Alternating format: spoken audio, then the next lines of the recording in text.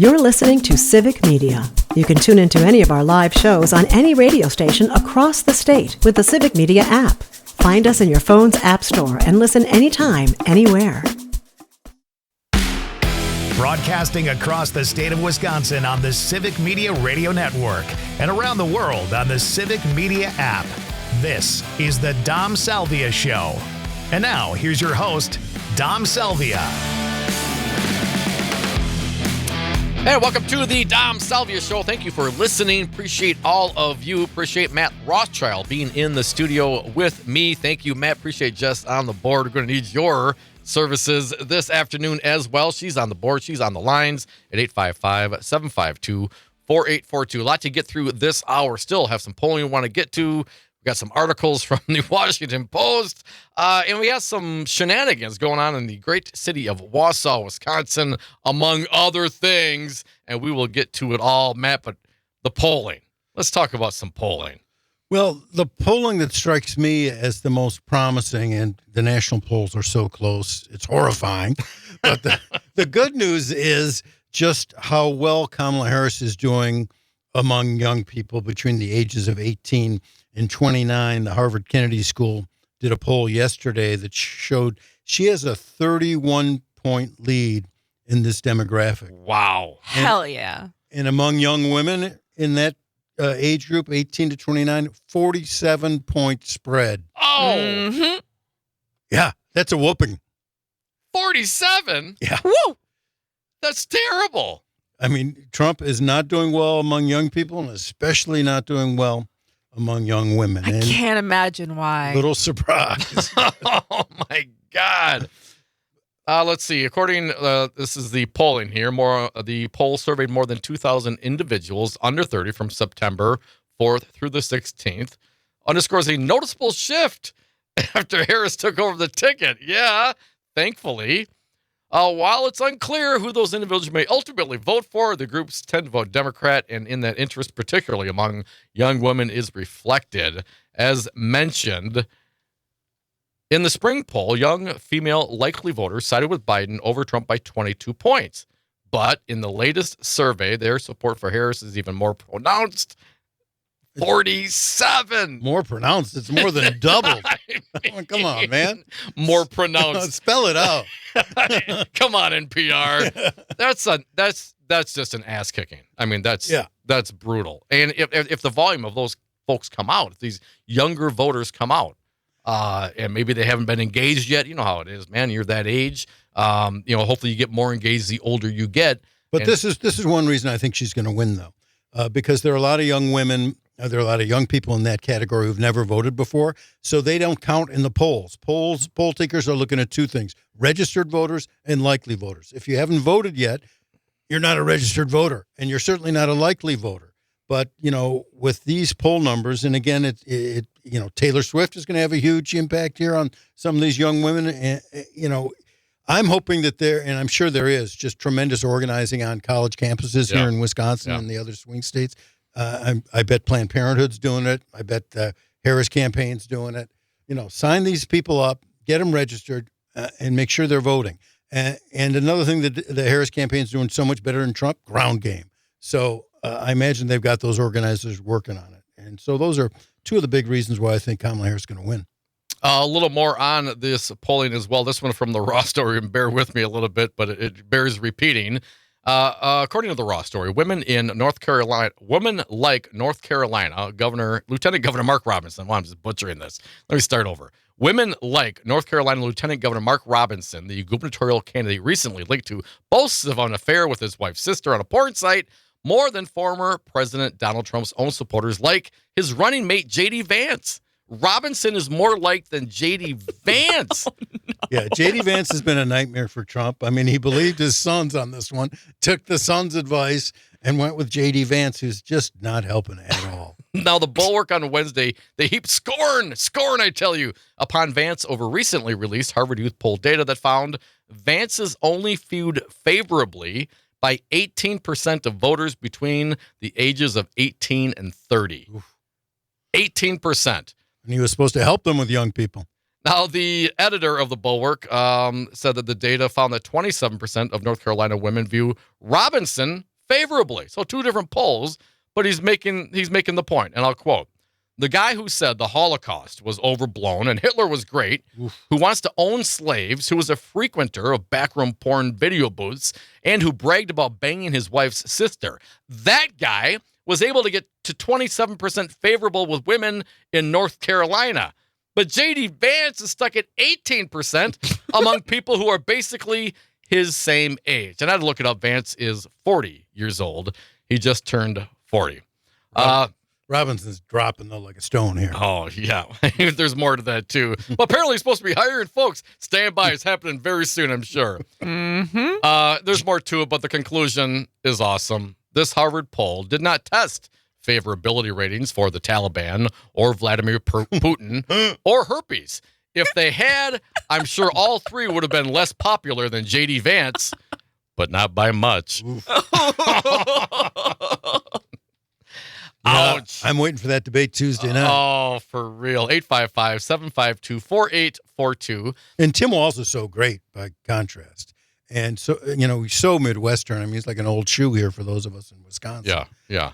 And totally relatable. Speaks like a normal person, not like a polished politician. And just was a great pick. Kamala Harris hasn't made a mistake since she got the nomination. I think she might be making a mistake going down to the border because I think that's not going to help her. But she's had a run of flawless campaign up to now. That's a great point, Matt. I haven't seen, even on the right, they're just, they're grasping at straws. They're screaming to the wind about, I always get the notices from Fox News. It's been 48 days since Kamala Harris has not had a press conference, or 60 days or whatever. But, she's out there. She's out there today, and she will continue to be out there. J.D. Vance, 40 years old. Tim Walz, 60 years old. Tim Walz got some experience. He looks older, too. He does look older. And not too old, though. I think the comparison between young and old, that can be a negative, certainly. But I think, and Vance is a smart guy. You can't put that past him. But Walz has experience. Like I said, he's Midwestern. He speaks like normal folks. And he's got a lot of experience, man. I mean, the guy's been in the service for a long time. You compare that to Vance, who's also served, right?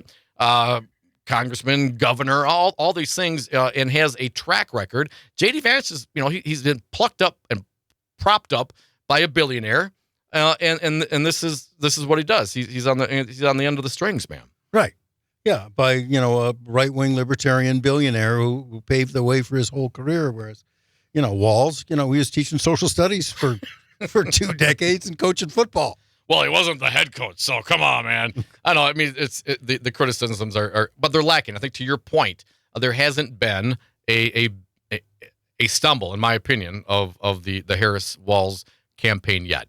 Really a flawless campaign, which is astonishing over time. And we want to get to this piece in the Washington Post, but let me ask you brought up the border thing, and she is going to go down to the border, and this is something that the righties are all upset about. But my understanding now, border crossings are down back to even before, closer before to Trump's time. So things are way down compared to what they were. Yeah, and she's also able to say, which she's said before, and she said at the DNC, that, look, we had this agreement, this bipartisan agreement with very conservative Republicans, and Trump deep-sixed it. Otherwise, we'd have been able to do more at the border. So who's to blame here? So she can say that, but I think every time she's talking about immigration, she's on his turf. Whereas every time Trump's talking about abortion, he's on her turf. And I think she should just play to her strength. But I'm not running. I'm not running her campaign. No, and I get that, but it's also like inflation. I don't think you can. I mean, immigration is a topic. It's obviously a very high topic, and perhaps it's misunderstood. And misrepresented, certainly by the right. And I think for that very reason, she needs to address it.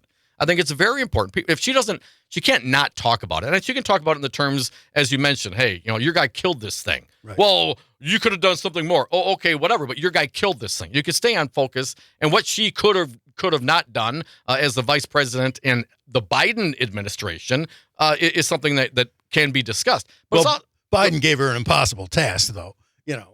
be our point person on immigration. It's an impossible problem to solve. Well, I mean, if Congress isn't going to change the law. I mean, what does she do? All she could do is go to Guatemala and say, "Don't come here."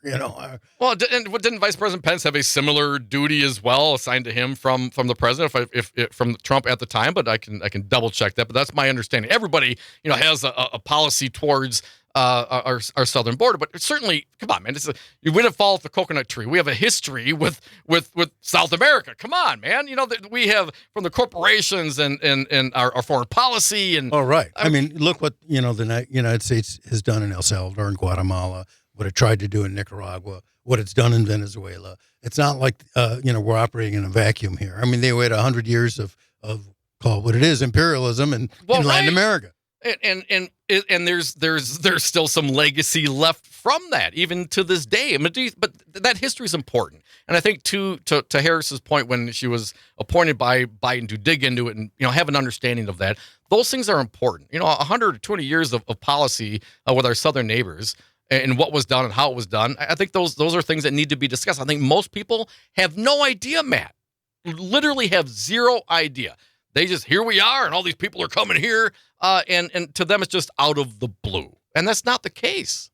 Yeah, no, it's a bloody history, a shameful history, U.S. policy in Latin America. So, the last 100 years, addressing, sure. Yeah, I'm sorry, go ahead.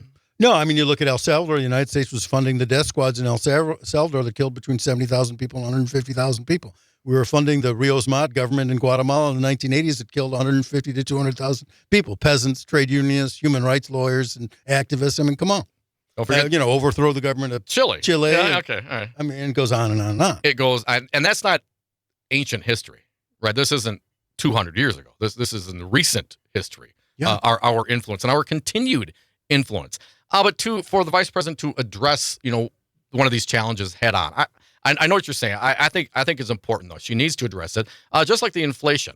And I think it needs to be said over and over again. We're in the situation now where we're over the hump and through it. But there were decisions made back then that could have been different.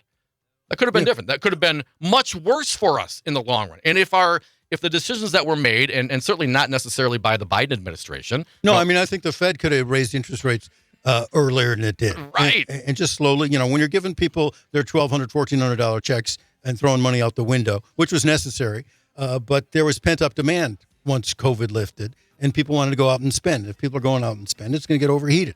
And so they should have started lifting up the rates before they did. And that's the Fed's job. That's the Fed. That's not what Biden does. Biden doesn't tell. The administrations don't tell the Fed what to do. Although some Dems were saying it, although they can suggest all they want, they have no direct consequence to the Fed. And although Donald Trump would certainly like to be a dictator, he can't do it either. Folks, this is the Dom Salvia Show. That's Matt Rothschild. Jess is on the board. Coming back, Alexandra Petri at the Washington Post has a great piece. We're going to dive into that too.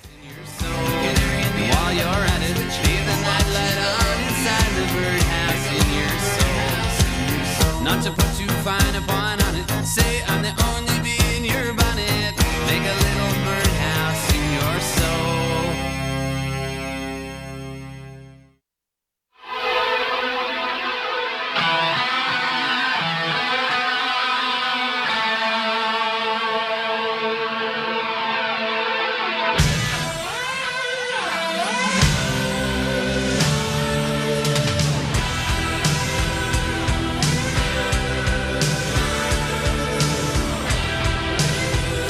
And welcome back to the Dom Salvia Show. Phone lines are open 855-752-4842. Matt Rothschild in the studio with me. Jess is on the board and on the lines. We were talking about some polling earlier, Matt.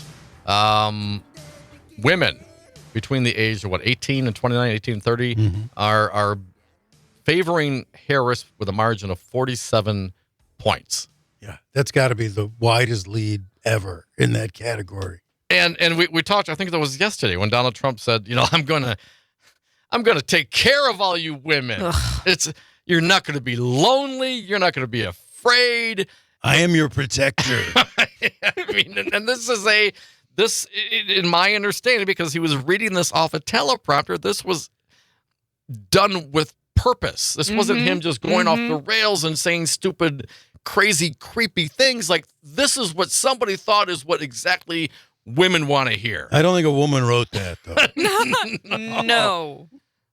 And so a satirical piece by Alexandria Petrie at the Washington Post. It was something that really caught my eye today, and I shared it with both Matt and Jess. And you know, I'm not real great at the reading on the louding on the air, and this one in particular I thought was necessary to have a female voice, and Jess has volunteered to dive into this piece with us. Jess, the floor is yours. It is so much nicer being a woman now that Donald Trump is in charge. You barely remember the Biden times at all, except in nightmares. In the dreams, regular eggs cost as much as Fabergé eggs. All the food at the grocery store is too expensive if you made it to the store at all without being killed, sometimes twice. Also, you were always thinking about abortion. But then you wake up all the way and Donald Trump is protecting you and you are not thinking about abortion. Mostly you feel wonderful all the time, happy and confident and not depressed because all that has been fixed. Every single problem the country had, poof! And all you had to do was stop thinking about abortion. Now, Donald Trump is back and you are not thinking about anything. All your anxieties are gone now that men are handling all the country's problems. It would have been a mistake to put a woman in charge. Fortunately, that did not happen. Fortunately, Donald Trump is guarding you. You are guarded. You are not worrying your pretty little head. Donald Trump is protecting you, just like the Bible said would happen. It didn't mention him by name, but that was implied. It was so tough in the before times, when you had to act as though you were a person. It was exhausting, like a dog standing on its hind legs all day. Of course, you weren't a person, not really. And it is so much nicer to get to stop pretending. Much more restful this way. You are not thinking about abortion. Abortion is back in the hands of those who know best. The choice was the exhausting part. Now you get to be a blessed vessel and raise up as many children as they have decided is best. It is much nicer now. Before, you thought abortion might even be a reason to vote. You voted! You could laugh or cry when you think about it. You aren't sure which. Donald Trump will know. Thank God the national nightmare of forcing you to make choices, as though your thoughts and desires mattered, is at an end. You wake up and smile at the picture of your patron saint, Donald Trump. You go to the market. J.D. Vance is in charge of eggs now. He has been lecturing the hens about the need to fertilize more of them. And buy 1 dozen. They cost exactly the right amount. You are not thinking about abortion. Nothing is the matter here. You are so much more relaxed now that the country has no more problems. Sometimes you don't think that all of them were problems, but the thought is quick to vanish. You don't think about abortion. How could you think about abortion? There is no abortion here. It is in the states where it belongs. It isn't where you are. It's not important. You're not important. Donald Trump is protecting you. Great voice work by Jess. Wow, well done, Jess. Alexandra Petrie at the Washington Post read by Jess so eloquently. His quote, "You will no longer be abandoned, lonely, or scared. You will no longer be in danger. You're not going to be in danger any longer. You will no longer have anxiety from all the problems our country has today. You will be protected. I will be your protector. Women will be happy, healthy, confident, and free. You will no longer be thinking about abortion." I mean, the guy is so deluded. He's such a narcissist. He's such a megalomaniac. He can solve everybody's problem all at once with that magic wand.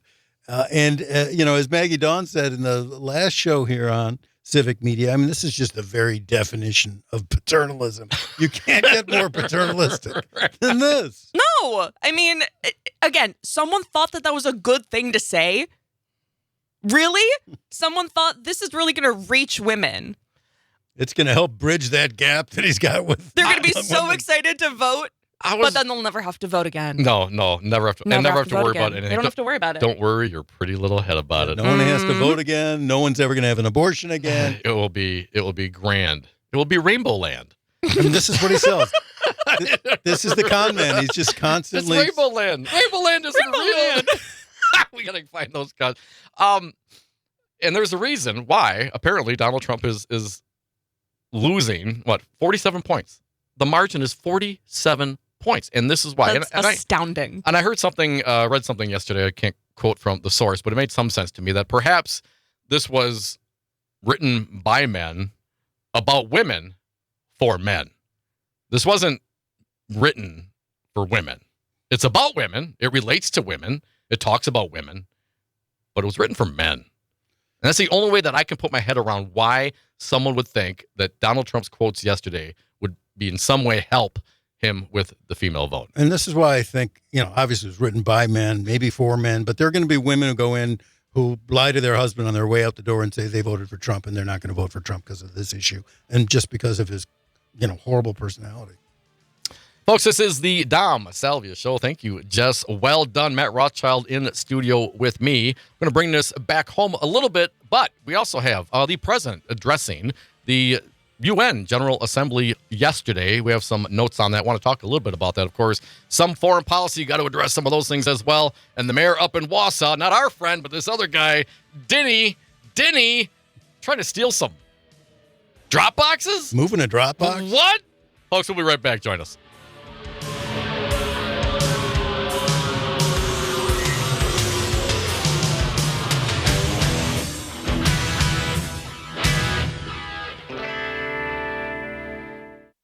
You're listening to Civic Media. Find the latest news, information, and archives of all your favorite shows on the Civic Media website, civicmedia.us.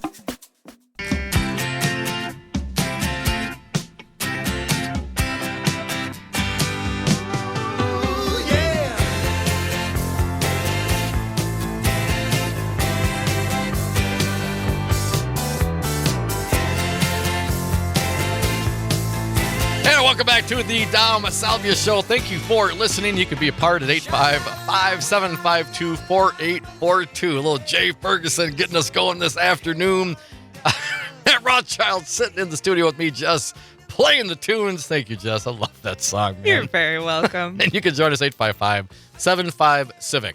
As mentioned, the president. There is still a president, and we haven't seen much of him lately, but he was busy yesterday addressing the General Assembly at the United Nations. Matt, and I think we got to give the man due. I mean, this is his last time he's ever going to do it. He's walking off the world stage. What was your takeaway on this? I thought he gave a really good speech. I mean, it's bittersweet hearing him now, because he's doing his swan song. He does have a tremendous grasp of, where we've been as a country over his entire career. Yeah. He spelled that out in some detail at the United Nations. I thought it was smart. He talked about, still being optimistic, which is his nature, and, not giving up on the international order and international rules and things like that in comparison to, Putin and Xi and Trump. And so I think the contrast was pretty clear that he was laying out for everybody. One of the cuts I know you really enjoyed, his choice to step down. I want to start with that one. Let's do cut number 6, please, Jess. I made the preservation of democracy the central cause of my presidency. This summer, I faced a decision whether to seek a second term as president. It was a difficult decision. Being president has been the honor of my life. There's so much more I want to get done. As much as I love the job, I love my country more. I decided after 50 years of public service, it's time for a new generation of leadership to take my nation forward. My fellow leaders, let us never forget, some things are more important than staying in power. It's your people.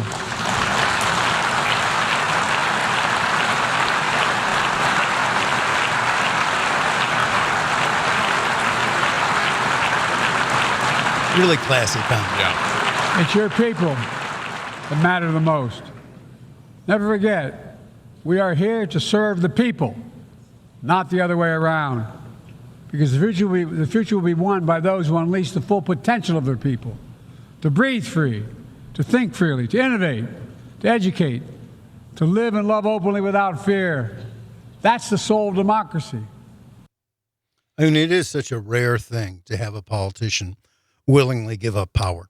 And yeah, he was pressured, but he could have stayed. He could have said, I got my 14 million votes. Yep. I won this sucker, and I'm the candidate, and just, go away. But he didn't do that. And I do think he's come around to accepting and maybe being relieved by that acceptance, too. It's a lot of weight. Yeah. And he can look back with pride as to what he's accomplished as president and prior to being president in his illustrious career.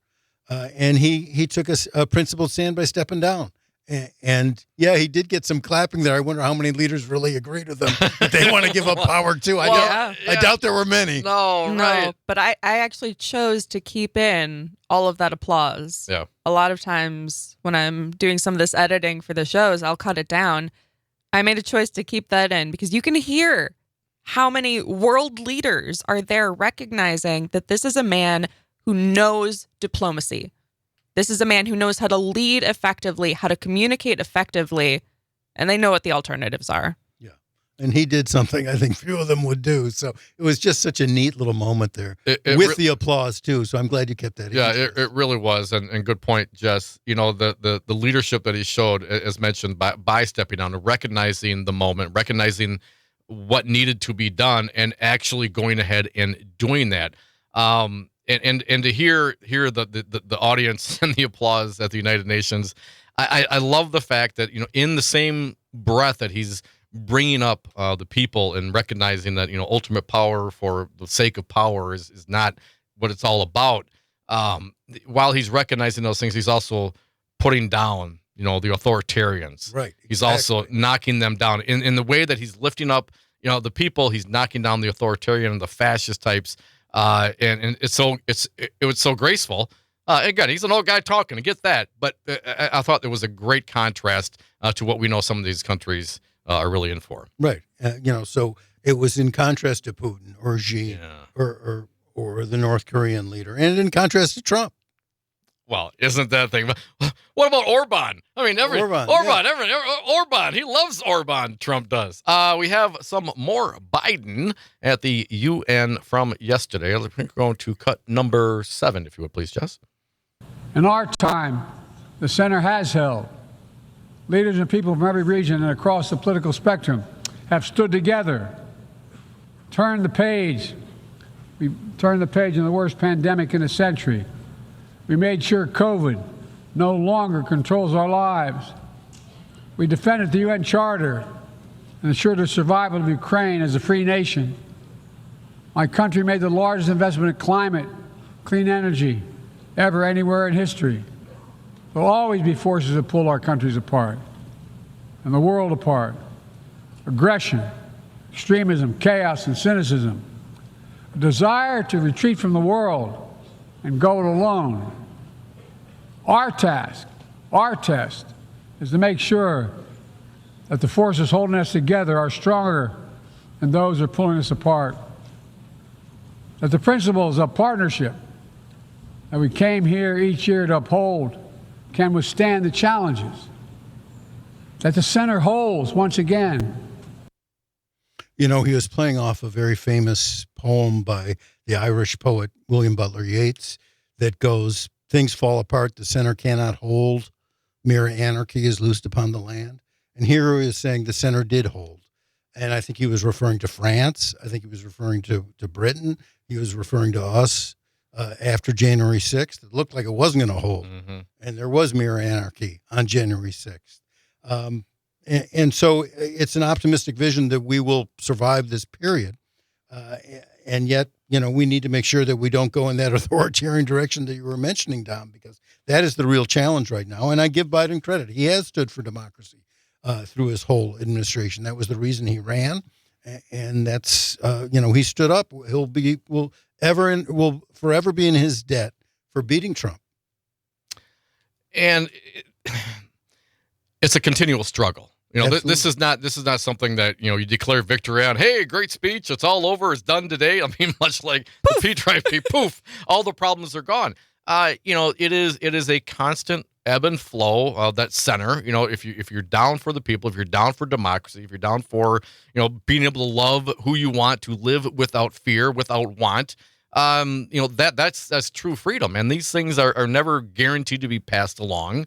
You know, they're not in the blood, I think was what Reagan said. You know, these things have to be encouraged and fought for generation after generation. And, you know, certainly his generation, you know, they did it. I'm just hoping that we can follow up. Yeah, now it's our turn. That's what Kamala Harris says. She's absolutely right. She doesn't say, it's my turn. It's our turn, all of our turns. You know, Gen Xers. Yeah, baby. Here we the go. baton's been passed to all of us.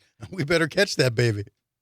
The Middle East, obviously, some challenges there. They continue. He did address that. Cut number 4, please, Jess.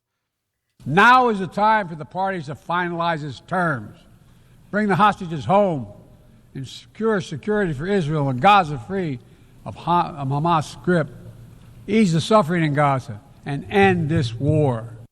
I've met with the families of those hostages. I've grieved with them. They're going through hell. Innocent civilians in Gaza are also going through hell. War is hell. A full-scale war is not in anyone's interest. Even if the situation has escalated, a diplomatic solution is still possible. In fact, it remains the only path to lasting security to allow the residents from both countries to return to their homes and the border safely. You know, I feel sorry for Biden here a little bit, and for Secretary of State Blinken. And these guys have been working their hearts out to get to a peace agreement. I remember 2 months ago, I saw Blinken on CNN say, we're on the 10-yard line. We've moved down the field. We're now on the 10-yard line. Yeah. All we got to do is get in the end zone. They haven't got it in the end zone yet. No. And you know, every time they We need to have willing partners in the game, don't you? Well, that's the problem. I mean, Netanyahu, Prime Minister of Israel, recipient of billions of dollars of aid from the United States. Every time he gets close to a deal, he does something adventurous, and you know, he goes attack someone. He, you know, blows up pagers or goes attacks Lebanon. I mean, it's just he's just not a partner right now. He's has been sabotaging the peace process every step of the way. And don't get me wrong, Hamas and Hezbollah and Iran, you know, these guys are not good guys. I'm not naive about that. But look, bring him to the table. It was looked like there was an agreement, and then he kept moving the goalposts. Netanyahu did. This has been going on my entire life, Matt. Yeah, I mean, I remember when, you know, Yasser Arafat came to the White House. Yes. It looked like this. The 3 handshake, they all shook. Was it under Clinton, right? Yeah, we're going to solve this problem. I mean, I remember when Anwar Sadat came under Carter, and then he got assassinated. And, of course, got assassinated by extreme military people in his Egypt. own country. Yeah. And then Yitzhak Rabin got assassinated by right-wing settlers in Israel. And those assassinations have consequences. Yes. We know assassinations in the United States have had consequences, too, bad ones. And so here we have, you know, Netanyahu, who's clinging to power because he knows he will be prosecuted. Well, he's got his own issues. He's very Trumpy in that regard. Yeah, totally. Incredibly. It's all about staying in power so you don't have to face the music and go to jail. And so to have a world leader come up and in an address that he acknowledges is going to be his final official address in this position to the United Nations, saying we need diplomacy, that we need communication, coordination, not more aggression. We don't need more strong men coming in and saying, this is the way is that you just blow everything up. I mean, Netanyahu's just been flipping Biden off here for you know, months and months and months. And do you think he's playing political games? I mean, obviously we're in the middle of an election here. Do you think Netanyahu is? I mean, I have no idea, man. But I mean, yes, he's getting aid from us. There's obviously this is a world in turmoil to some degree, and much of it to his reaction to it. Do you think he's just playing some games on our side? Yeah, I mean, I think he recognizes he'd be better off if Trump wins rather than Kamala Harris. You know, Trump's son-in-law is in tight with Netanyahu and has been for a long, long time. And, you know, they wouldn't force the agreement. I'm hoping that Biden, after the election, actually gets serious with Netanyahu and with withholding military aid if he keeps playing this really horrible game that he's playing. He can do that. He has the power as the president if human rights violations are occurring by a recipient of U.S. military aid. And I'd like to see that happen. He can't do it before the election because of political costs, but he could do it afterwards. He could do a lot afterwards when he's sitting there just with a couple months left. Waiting, right, the lame duck. He was also apparently on The View today. We got a few cuts from that. A more relaxed President Joe Biden. Let's do cut number one, please, Jess. Working with Kamala, she is bright, she is tough, she's honorable. And the thing I like about her, and the one thing we share in common, is that we have an optimistic view of the future here. Yeah. I mean, there's nothing we can't do. And there really isn't. The American dream is dead.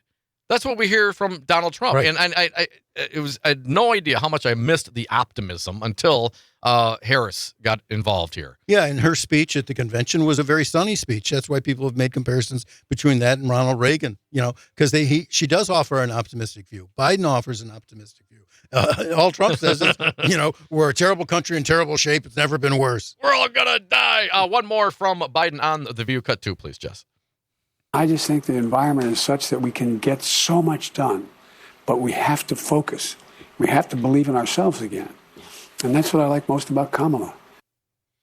He did a great job here praising Kamala Harris for being bright, tough, honorable, optimistic. She's been there. She's seen it all. I relied on her. She's someone we can all rely on. And he needed to say that, too. A great endorsement from the current president to hopefully the next president. Folks, this is the Dom Salvia Show. Matt Rothschild in studio. Jess on the board. You on the phones coming back next. 855-752-4842. We'll talk about the mayor of Wausau and take your calls.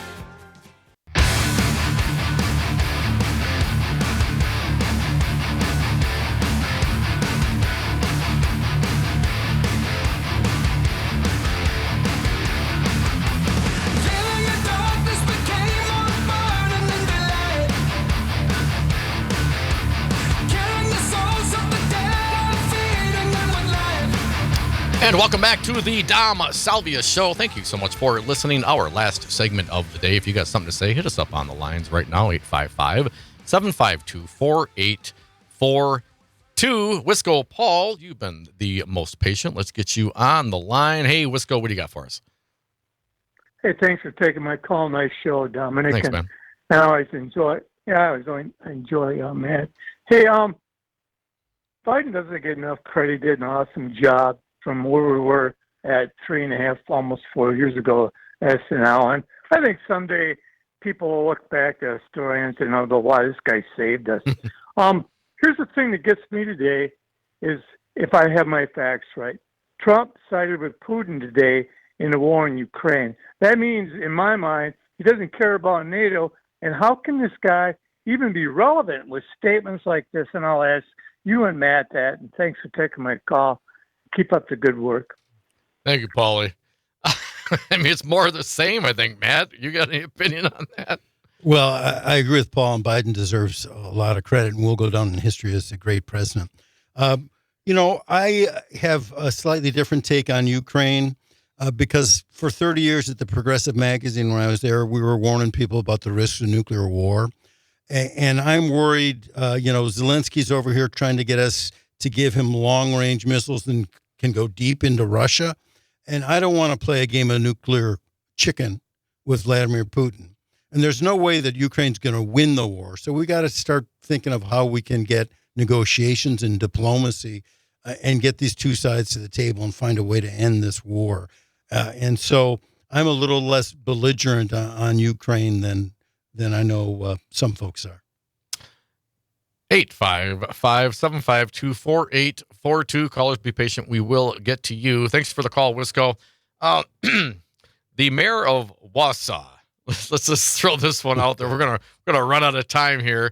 Apparently, he filmed himself. He took pictures himself of moving a voting drop box. The official drop box. I'm looking at the Wausau Pilot and Review, and he's looking doofy here with a construction hat on and green gloves. Is he posing? He's posing, right? He's posing. He's wearing a suit and tie, too, which doesn't quite go with the outfit. And he's moving the drop box.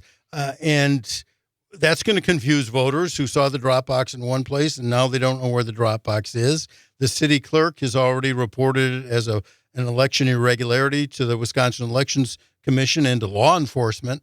A lot of the council people aren't happy about what he's doing. And look this is an illustration of elections really matter and voting matters. He won over Katie Rosenberg, who was a great mayor up in Wausau, who helped purify the water from PFAS up there. Well, I mean, look, who wants clean drinking water? She gave him clean drinking water. She lost by all of 424 votes out of about 10,000. boy. And now they have this doofus up there. And she was, I met her when we were up in Wausau. She's a wonderful person. Don't know what's going on up there, but we do know the new guy, Denny. Here's what he said, according to the Wisconsin State Journal. There is no difference than the maintenance guy moving it out there, he said Wednesday. I'm a member of staff. There's nothing nefarious going on here. I'm hoping for a good result. A good result. Now, apparently, they had not yet drilled it into the ground, fastened it to the ground, and the drop box itself was locked. So there were no absentee ballots in the drop box. But this is literally what the Republicans claim is problematic. They say the problem, they cry the wolf, and then they become the wolf. I mean, this is what they're talking about. I mean, it was like we had someone in Milwaukee send out some ballots just to show you how you could scam the system. Well, you don't rob the bank to show them how you can rob the bank. Shouldn't there be consequence to this? Right, and it just fuels their propaganda and Trump's propaganda about the last election. I mean, it's like the Dodge County Sheriff, Dale Schmidt, who told the county, don't use drop boxes. I mean, who are these guys? I mean, it's just they've got their little fiefdoms and they want to throw their power around and deny the voters the opportunity to be able to vote in the easiest way possible. But the maintenance guy or the mayor, they don't have the authority to move or remove or add or do anything. I mean, this is out of his purview, right? It's supposed as to be mayor. It's this city clerk's job, according to the Wisconsin Elections Commission. But there he goes, pulling a stunt, and I would say breaking the law. Yeah, I mean, if people, maybe some Judas Priest. I mean, people see that. Like, what's the first thought? If you're one of those Trumpsters, you think, "Oh my God, these drop boxes are terrible. Look how easy it's for this guy." If you don't read into the article, you don't get the background. All you see is the picture. Hey, this guy's hauling away a voting box. That's why we don't want to use them. I mean, there should be some consequence, don't you think, Matt? Well, I mean, has there been consequences for Gableman or for Brangen or for anyone else who was just spewing the most ridiculous propaganda? There's been no consequence for that here in Wisconsin. I mean, finally, AG Call's gone after a couple people who were instructing the false electors, but the false electors have gotten off. Well, they were duped, man. They had no idea what we were doing. I'm only attorneys. Come on. I'm only the head of the Republican Party in the state of Wisconsin, at least at the time. Folks, there is governance going on there. The Hill is reporting that senators passed a short-term funding extension that keeps the government's lights on until mid-December and averts a pre-election government shutdown days before the end of the month deadline. Yeah, and the Democrats brought this over the finish line. Thank you, Democrats. The Senate voted 78-18. Of course, it passed through the House earlier today. I mean, it's amazing what they can get done when they're on the hightail out of town for 6 weeks and wrap up the election. They got a little business done. But now we're going to have this fight at the end of the year. Yeah, the charade keeps going on and on. Folks, thank you so much for listening to the Dom Salvia Show. Thank you, Matt Rothschild. Thank you. Just well done today. Stick around. Nightlight with Pete Schwab is coming up next. And I'll be in studio tomorrow with our pal Earl Ingram Jr. Check him out, 8 to 10 a.m. on WAUK.